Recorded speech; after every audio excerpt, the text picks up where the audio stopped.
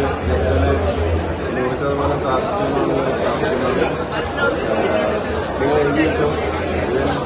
കഴിവുള്ള കലാകാരനാണ്.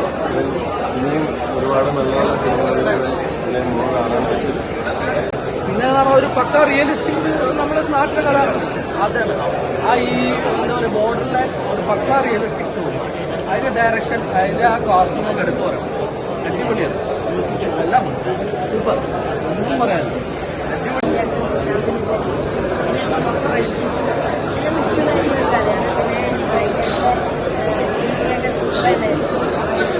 നല്ല മാസ്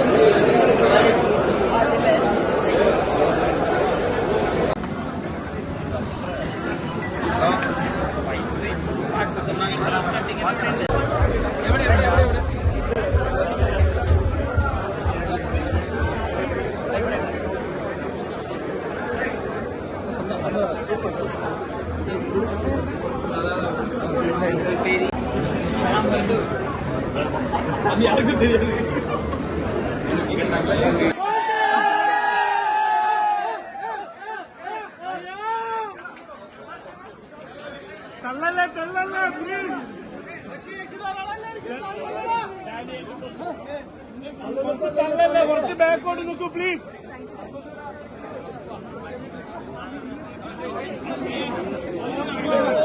പ്ലീസ് കുറച്ച് ബാക്കോട്ട് നിൽക്കൂ.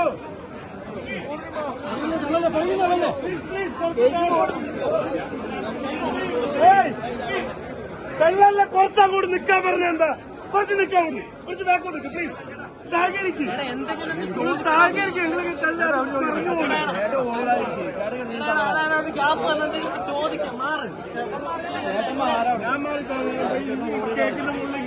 കഥാപാത്രം ചെയ്യുമ്പോൾ ഏറ്റവും കൂടുതൽ ആകർഷിച്ച ഘടകം എന്താണ് കഥാപാത്രത്തിന്?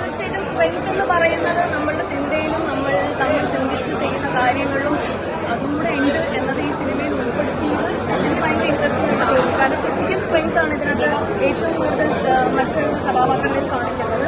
മെന്റൽ സ്ട്രെങ്തും അല്ലെങ്കിൽ എത്ര മാത്രം ഒരാൾ പ്ലാനിൽ ഓരോ കാര്യങ്ങൾ ചെയ്യുന്നു അതൊക്കെ സിനിമയിലൂടെ മാത്രമല്ല, അപ്പം പല പല കഥാപാത്രങ്ങളിലൂടെ നമുക്ക് കണ്ടുപോകാറുണ്ട്. അപ്പോൾ അത് ഒരു അങ്ങനെ ഒരു സിനിമയിൽ സ്ത്രീ കഥാപാത്രത്തിനെ പ്ലാൻ ചെയ്ത് കൊണ്ടുവന്നപ്പോൾ എനിക്ക് ഭയങ്കര എക്സൈറ്റിംഗ് ആയിട്ട് തോന്നി.